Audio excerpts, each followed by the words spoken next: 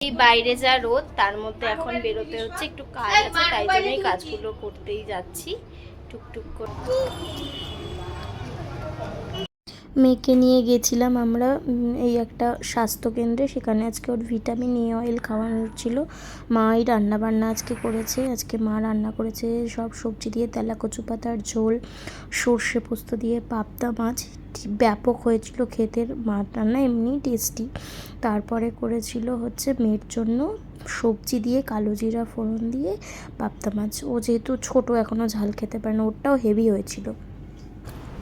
আজকে দুপুরের মেনুতে আছে সাদা ভাত, পাবদা মাছ সর্ষে পোস্ত দিয়ে, তেলা কচু পাতা করেছিলাম, ইঁচড় চিংড়ি, সেটা রয়ে গেছিলো সেটা। না, এটা ভুল বললাম, এটা তেলা কচু পাতার ঝোল সবজি দিয়ে, এটা খুব উপকার খাওয়া, আপনারাও চাইলে ট্রাই করতে পারেন।